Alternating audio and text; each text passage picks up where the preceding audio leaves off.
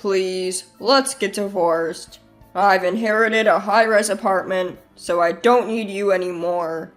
My husband, who had been away on a business trip after a fight, came back and dropped this bombshell on me. Yet my heart felt strangely calm. Fine, here's the divorce paperwork. I handed him the divorce papers, already filled out on my end.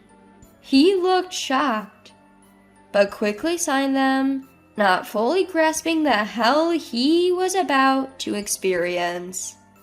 He left with a smile on his face. I'll wipe that smile off soon enough. My name is Diana. I'm 24 and live in a rural area far from the city. I went to nursing school at 18, graduated without a hitch, and became a nurse.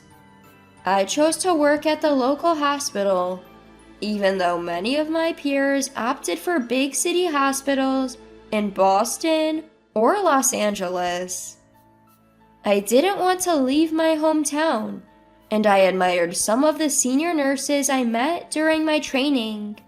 Time flew by, and I'm already in my 3rd year as a nurse.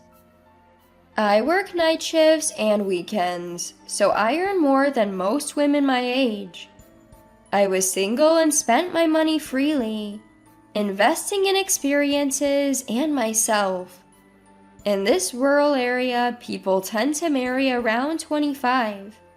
Half of my friends are married, some even have 3 kids.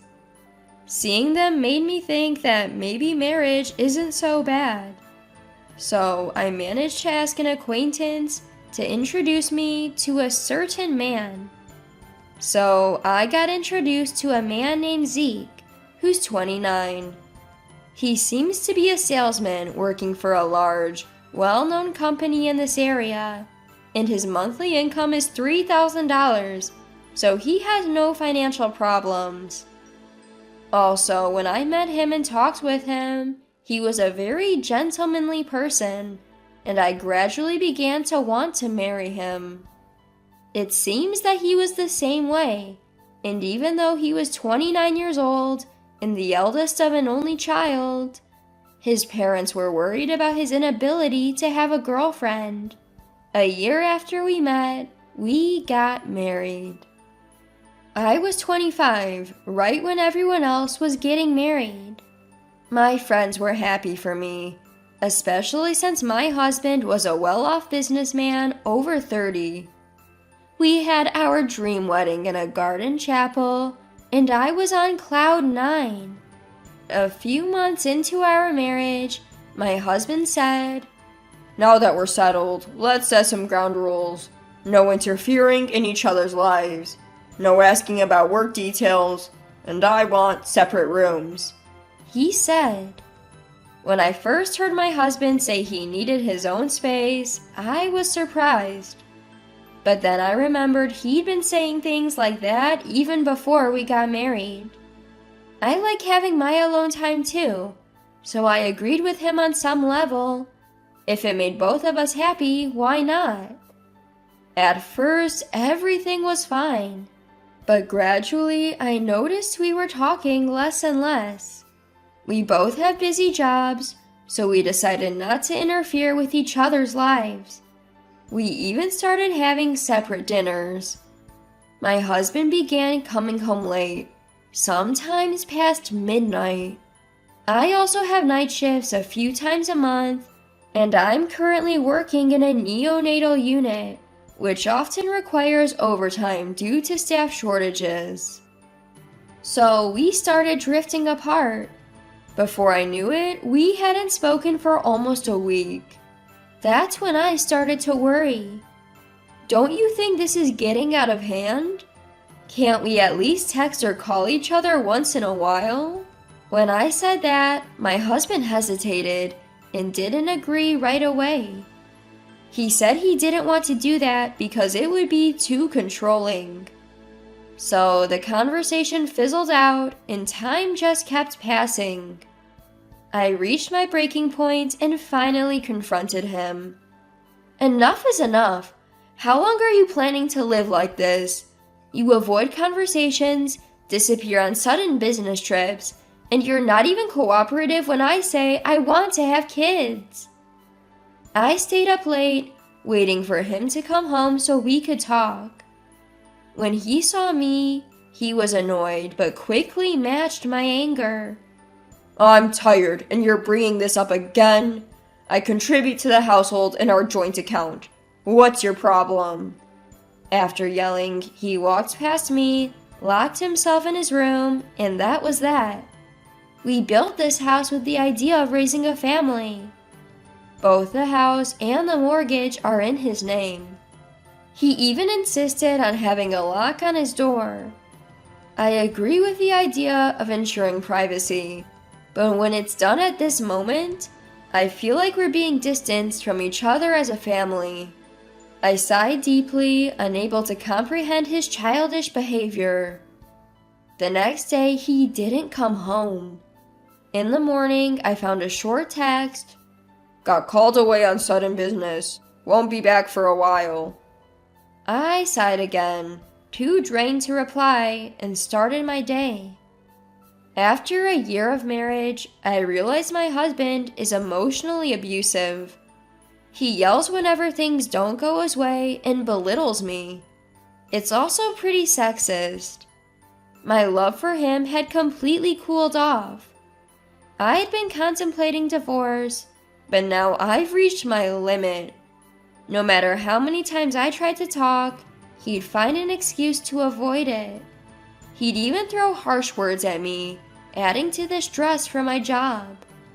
As I was thinking about divorce, my husband, who had gone on a business trip and hadn't contacted me at all, suddenly returned home.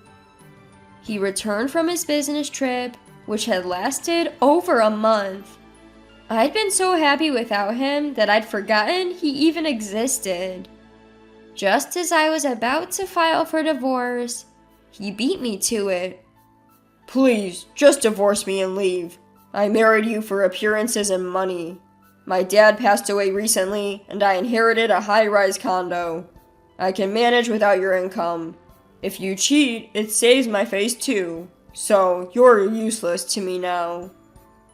He said this and waited for my response, staring intently. You want to break up with me that badly? I feel insulted and it makes me angry.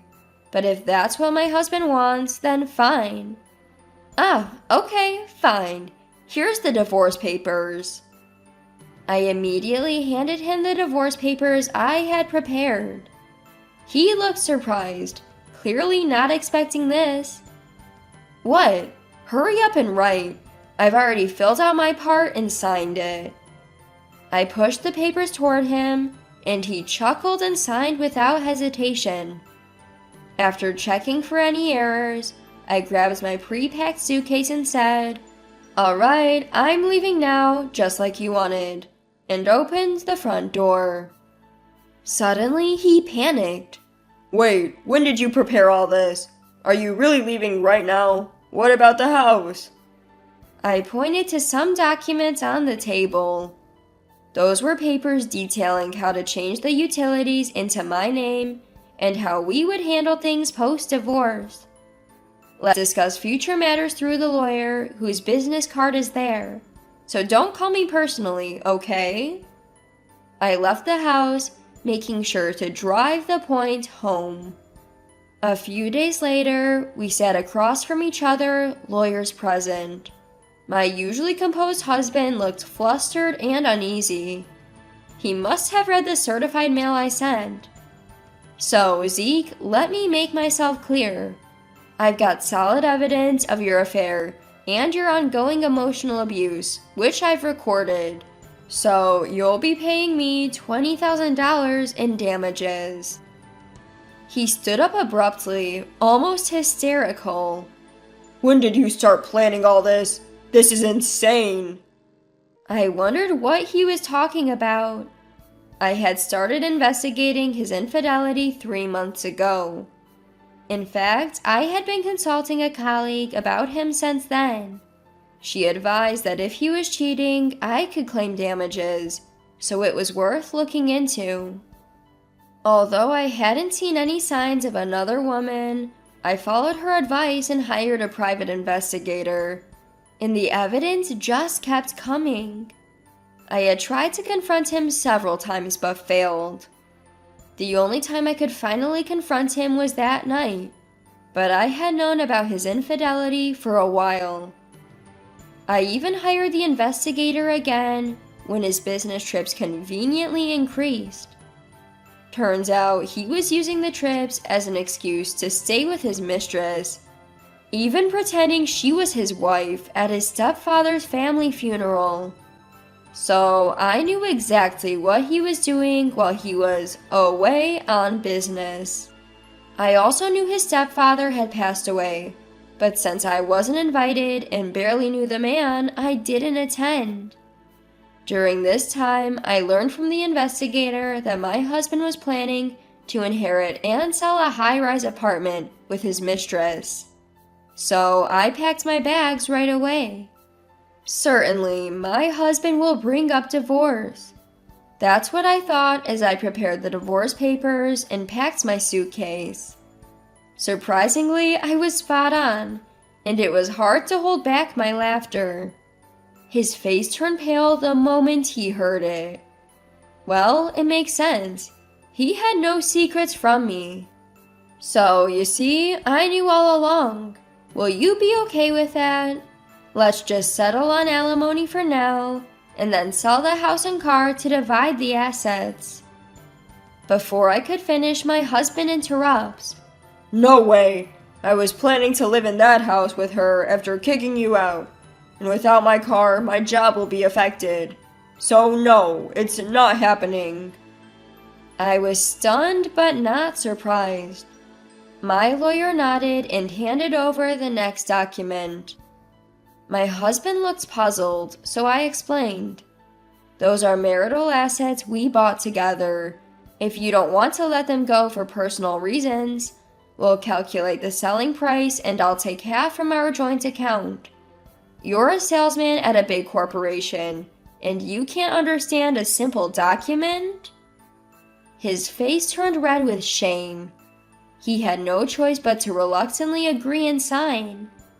In the end, he kept the house and car, but most of the cash went to me as alimony and asset division.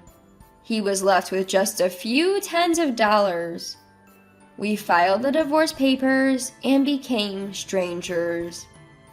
I was enjoying a peaceful life for a while, until a few months later, my ex-husband called. I ignored him at first, but he was so persistent that I finally picked up to give him a piece of my mind. Before I could say anything, he pleaded. Please, Diana, just lend me $1,000. Even though it's been a while, he's asking for money. I was about to hang up when he hurriedly continued. Actually, there are some issues with the high-rise condo, and I'm in trouble. Reluctantly, I listened, and he began to speak slowly. Apparently, the high-rise condo he inherited from his father-in-law was appraised for much less than he expected. The difference wasn't small, it was significant enough to be a problem. And it didn't stop there. The tax office got suspicious because he sold the high-rise condo immediately after inheriting it. They thought he might have bought it just to reduce inheritance taxes. I remember seeing news about how the wealthy are using high-rise condos for tax evasion, and the government is cracking down. My ex-husband, who probably never paid attention to such news, must have foolishly sold it right away to make a quick buck. As a result, the court determined he had to pay additional inheritance taxes. On top of that, his mistress Elisa found out about me and left him saying, "I didn't know you were married, you liar." She left just as he was planning to marry her after divorcing me. I couldn't help but laugh. He's been going through a lengthy divorce mediation ever since, and it finally ended in court. He spent a fortune on the trial, lost, and even had a child with her, so he had to pay alimony. His assets went negative. He also had to resign from his job after it was revealed that he had been using me and deceiving the other woman. His parents are both gone, and he's an only child. Even his relatives look down on him. He's in financial ruin due to massive debts and had no choice but to turn to me. If it were just that, I could say, it's your own fault. But then he says something astonishing. We were married once, so you should support me. You've been ignoring all my messages, so you have some responsibility too, right? Is he trying to say that I'm also to blame?